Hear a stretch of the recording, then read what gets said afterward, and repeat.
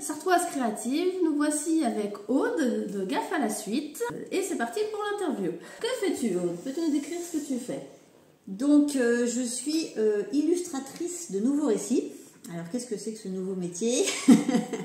En fait je regarde le monde qui est en train de changer et j'en fais des illustrations accompagnées de petites phrases qui commencent par « et si ». Et mon idée, c'est d'inviter les gens à re-questionner le monde, en fait, dans tous ces domaines, pour aller vers un monde plus respectueux, plus durable. Aller vers un meilleur monde. On peut dire ça. Ce qui est le but de cette chaîne. Ouais, voilà. Celui qui me correspond mieux, en tout cas. C'est d'inciter les gens à passer à l'action pas à pas pour aller vers un meilleur monde, un monde plus vertueux, tout du moins. Alors, comment as-tu commencé? En fait, j'ai créé mon entreprise au moment du confinement. D'accord. Je fais partie de cette grande vague d'auto-entrepreneurs qu'on crée pendant le confinement. J'avais une conscience écologique depuis un moment. J'avais envie d'agir dans ce domaine-là. Et j'avais pas vraiment trouvé la façon d'être efficace, d'être utile.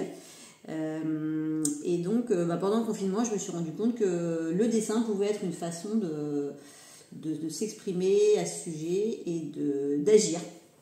C'est là que je me sens la plus utile. D'accord. Et est-ce que tu as toujours voulu faire ça, du dessin, ou être quelque chose dans l'engagement? Alors, ma conscience écologique, elle est arrivée assez tard, en fait, dans ma vie. J'ai eu une première vie, en fait, où j'étais beaucoup plus centrée sur ma famille, mon début de carrière dans l'enseignement. Et puis, il y a une rupture dans ma vie personnelle qui a fait que je me suis réouvert à autre chose et je me suis mise à lire les livres de Pierre Rabhi. D'accord, oui. Qui est vraiment un grand monsieur dans ce domaine-là. Et puis, j'avais vu un film aussi qui m'avait beaucoup marqué, c'était Solution locale pour désordre global de Colin Serrault. Et vraiment, il m'avait beaucoup marqué ce documentaire. Et après, plus récemment, j'ai lu un livre aussi qui s'appelle Et si on libérait notre imagination pour inventer le futur que nous voulons, de Rob Hopkins. Et là, il parle vraiment plus du rôle des artistes en tant que militant. Enfin, il dit en fait les artistes ont un grand rôle à jouer pour justement nous aider à nous créer cet imaginaire du monde. Pour faire prendre conscience aux gens et changer déjà le regard en fait et passer à l'action. Avant de pouvoir changer. Oui, c'est un peu comme les photos. Il y a un article qui fait des photoshop. En fait, il prend soi-disant des carcasses d'animaux et dedans il met plein de plastique et ce sont des photoshop et les gens croient que c'est des photos de choses réelles qui ont été prises en fait, alors que c'est vraiment une mise en scène. Mais pour faire prendre conscience que faut qu'on fasse quelque chose. Oui, alors là il dit plutôt que il faut l'être humain a besoin de s'imaginer les choses, de se raconter une histoire. D'accord. Avant de pouvoir passer à l'action. C'est plutôt dans ce sens-là, tu vois. D'accord. C'est pour ça que j'ai de nouveaux récits, c'est-à-dire changer nos histoires, changer nos légendes, changer notre façon de voir le monde avant de pouvoir le changer pour de vrai. Donc quel est ton parcours pour en arriver là? Est-ce que tu as fait les beaux-arts par exemple? Parce que beaucoup d'artistes ont dit qu'il faut faire on voit beaucoup d'artistes qui font ce parcours des beaux-arts et après qui se spécialisent dans un tel domaine Alors moi en fait j'ai pas fait les beaux-arts, j'ai fait de l'histoire de l'art. D'accord. Formation initiale à l'école du Louvre, donc quand j'étais toute jeune. Après en fait ça a été un fil rouge dans ma vie, j'ai toujours fait du dessin en cours du soir aux beaux-arts. J'ai fait des stages de dessin, etc. Donc ça a été plutôt en continu comme ça. Mais j'en ai fait une activité professionnelle seulement très récemment. D'accord. Et tu faisais quoi avant si c'est pas indiscret? Eh ben, je suis encore à mi-temps maîtresse d'école. D'accord, donc pas complètement opposé quelque part parce qu'il y a le côté pédagogique qui est là et d'enseigner en fait. Sauf que là c'est un enseignement différent en fait que tu fais et à travers un autre média. Je pense. Tout à fait. Bah oui, j'ai cette envie, je pense, de partage, d'accompagnement, effectivement, qu'on retrouve dans mes deux métiers. Qu'est-ce qui t'anime le plus dans ce que tu fais? Je pense que tu en as déjà parlé. Alors ouais, ce qui m'anime, je dirais que c'est vraiment deux choses. Il y a je me sens comme un maillon entre les deux mondes, hein, le monde un petit peu le monde actuel ou l'ancien monde, on peut dire, et le monde vers lequel on a envie d'aller. Moi, ce qui m'anime beaucoup, c'est d'être en contact avec les acteurs de la transition écologique. D'accord. Donc moi, vraiment, c'est à la fois là que je trouve mon énergie et mon inspiration, parce que c'est en les observant que je trouve mes dessins. Donc ça me nourrit beaucoup. Et il y a aussi le côté, le regard du public sur mes dessins. tous les sourires que je peux déclencher ou les commentaires que me font les gens, et c'est très soutenant pour moi, parce qu'en fait moi quand je fais les dessins, déjà ça me fait beaucoup de bien de les faire. Oui. C'est un peu thérapeutique. Je lutte déjà contre ma propre éco-anxiété en fait. Oui. Et alors quand je vois que les gens ça leur fait du bien aussi, mais là c'est jackpot. Bon, ça me soutient beaucoup aussi. Ouais. Mais en parlant d'éco-anxiété, je sais que moi c'est quelque chose qui me travaille beaucoup, et que j'ai beaucoup de culpabilité parce que j'ai l'impression de ne pas faire assez, que je devrais faire plus, mais en même temps il y a la contrainte de la vie qui fait que il y a les enfants, il y a le travail, il y a la famille, il y a plein de choses, mais des fois j'ai envie de tout faire et en même temps je ne peux pas tout faire d'un coup en fait. Moi je trouve que dans l'écologie, dans le domaine de l'écologie, je trouve que faut pas tomber dans deux travers. Il y a le travers de toute façon j'ai envie de tout faire, et effectivement c'est une telle montagne que je me décourage ou je sais pas par où commencer. Et puis il y a aussi l'autre travers qui est de dire de toute façon nous on peut rien faire, ça dépend pas de nous, ça dépend des politiques, etc. Moi je suis d'avis qu'il faut essayer de choisir sa mission, choisir son combat, c'est-à-dire de se dire il y a mille et une choses à faire, mais moi ce qui me tient vraiment à cœur, moi je pense qu'il faut partir de ce qui nous tient vraiment à cœur. Et dans ce domaine-là, essayer de remonter un peu la chaîne pour se dire à quel moment je peux agir pour transformer un petit peu le système à mon échelle, quoi. Oui, parce que j'entends aussi beaucoup de gens qui disent oui, c'est aux politiques publiques de faire quelque chose, de prendre des décisions. Sauf que ça marche, quand on y regarde, ça marche pas comme ça. En fait, si les gens passent à l'action, au bout d'un moment, les politiques publiques vont dire là c'est quelque chose qu'il faut qu'on travaille, donc on va légiférer dessus et on va mettre en place les choses. Mais il faut d'abord qu'il y ait suffisamment de gens qui s'y intéressent et qui passent à l'action pour qu'après il y ait une législation dessus. Parce que si on fait l'inverse, ça ne va pas, et on n'a qu'à voir. Il y a eu pas mal de manifestations pendant un temps, et c'était dû à des écotaxes et à des trucs qu'on faisait pour soi-disant la planète, et qui se répercutaient sur des gens qui n'avaient pas forcément les moyens et qui prenaient ça plus comme un blâme, entre guillemets, comme un bâton qu'on se prend, alors que c'est pas forcément leur faute et qu'ils sont juste qui suivent juste les choses en fait. Moi je pense que ce soit les politiques ou que ce soit tout ce qui est commerce, finalement les politiques sont quand même censées être choisies par les citoyens avec notre système, et les commerces ne fonctionnent que si il y a des gens pour consommer dans leur commerce. Donc je suis convaincue que le citoyen a vraiment le pouvoir à la base, et comme tu dis que si on est de plus en plus nombreux à vouloir un système différent, il va arriver ce système, c'est sûr et certain. Oui, c'est ça, par petit pas en fait. Oui. Par exemple, j'admire les gens qui, ça existe, je ne sais pas si vous connaissez, mais j'en ai entendu parler dans les mouvements zéro déchet, qui ont du papier de toilette lavable. C'est, je me dis, waouh, c'est un état. Et moi, je ne suis absolument pas prête à faire ça. Et encore moins mon mari, hein. Déjà que quand on parle de toilette sèche, c'est non, pas possible, no way. Je me dis que en fait j'ai pas envie, je veux pas de stigmatisation des deux côtés, parce que quand c'est des trucs forts comme ça, il y a ceux qui disent ouais c'est trop bien ce que je fais, vous êtes nuls parce que vous le faites pas, et il y a l'autre côté qui disent non mais ils sont complètement fous de faire ça en fait. Et mon but c'est plutôt d'inciter les gens, regardez ce que vous pouvez faire, là il y a un petit pas que vous pouvez faire, mettez-le en place. Et effectivement moi pour moi c'est un grand pas, papier toilette lavable. Pour d'autres c'est totalement faisable, et du coup moi mon petit pas en ce moment c'est essayer de me mettre on a parlé avec Séverine, de mettre en place le sac à pain pour plus avoir de papier quand je vais à la boulangerie. Et déjà refuser ce papier pour moi c'est mon pas actuellement. Oui, tout à fait, ouais.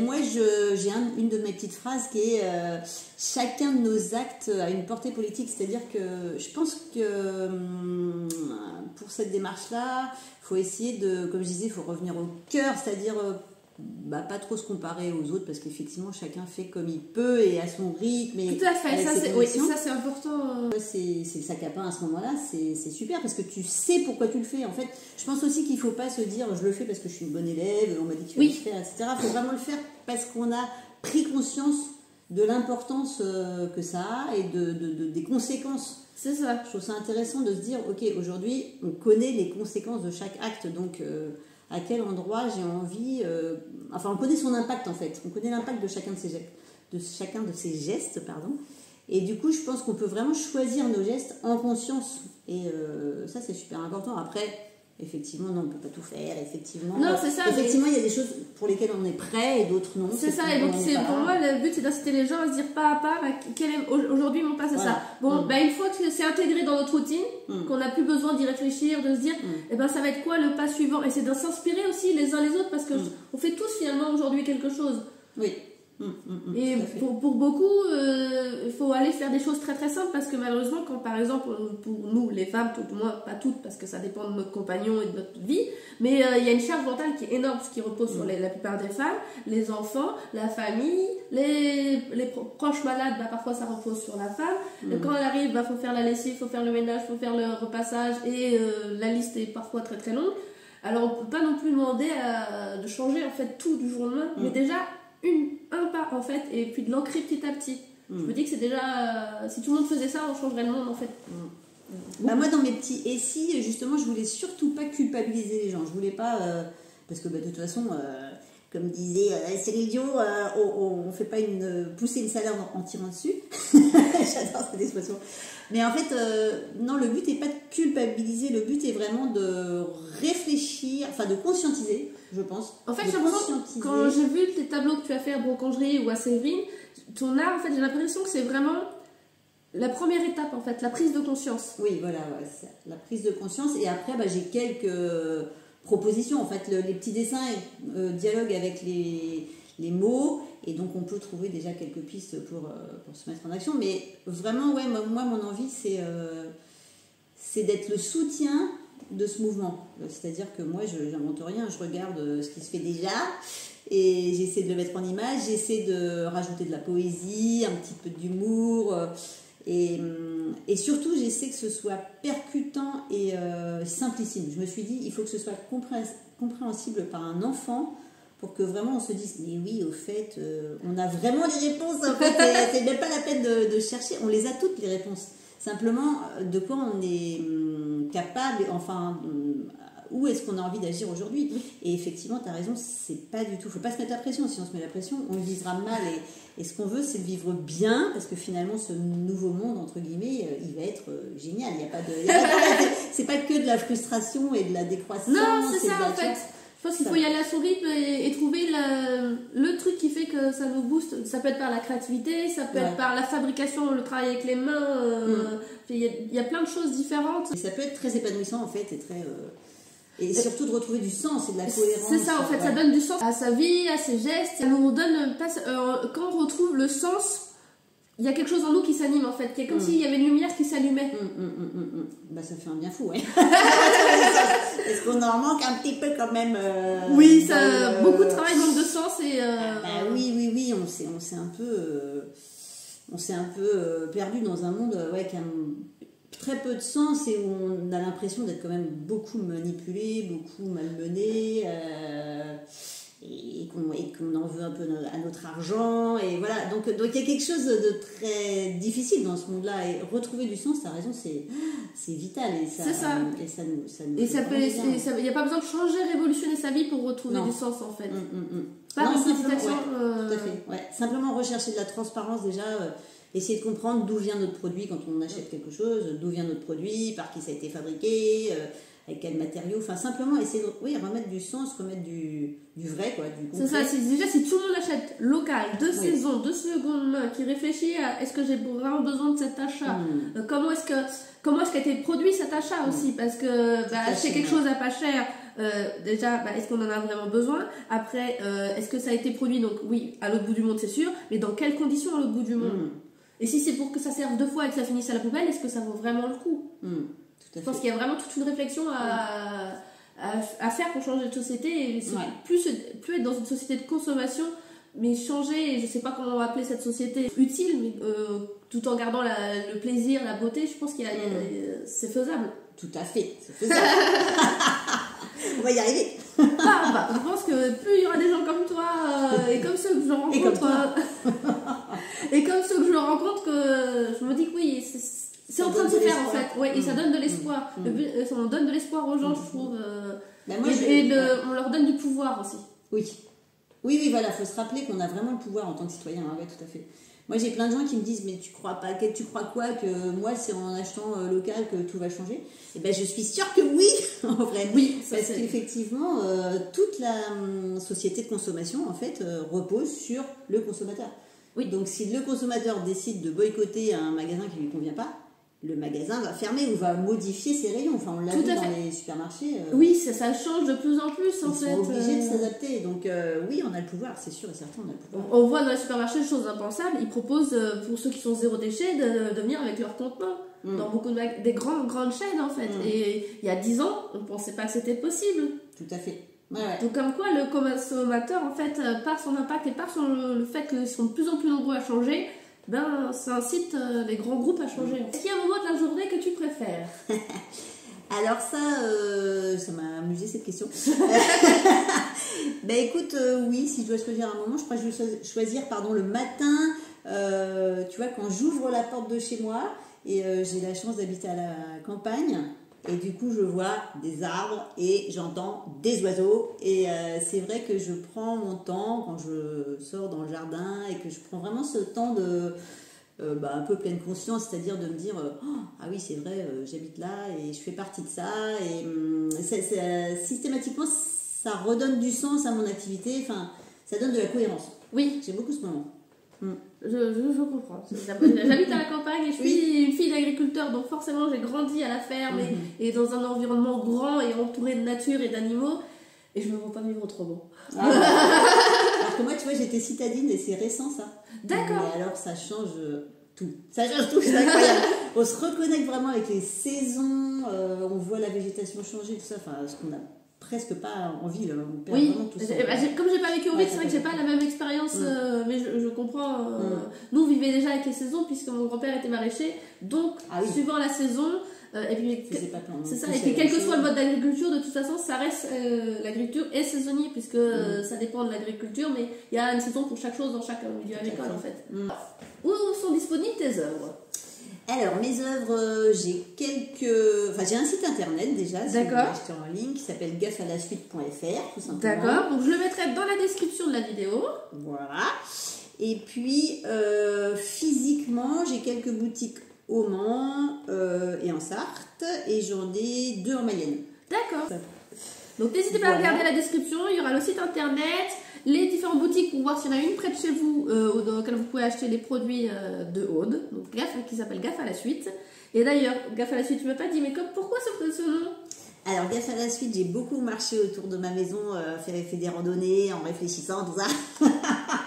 Mais j'aime bien ce petit nom parce qu'il a 2 sens pour moi. Donc déjà c'est en un seul mot, Gaffe à la Suite, et il n'y a qu'un F, parce que souvent on veut mettre 2 F. Oui, effectivement, au début quand j'ai cherché. En fait non, donc il n'y a qu'un F. Alors déjà il est temps de faire gaffe à la suite.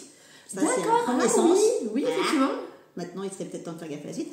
Et le deuxième sens c'est les GAFA, on en a marre, on voudrait la suite. D'accord, excellent. Oui, non, mais c'est excellent. J'avais pas vu dans ce sens-là. Effectivement, je pensais à la gaffe. Vincent Lagaffe, par exemple. Ce côté-là. Après, j'étais une grosse fan de Gaston Lagaffe aussi quand j'étais petite. Donc oui, finalement, il y a peut-être un troisième sens quelque part. Il y a un petit clin d'œil, ouais. Mais, oui, ce que je t'ai pas dit, je sais pas où on le mettra, mais c'est que.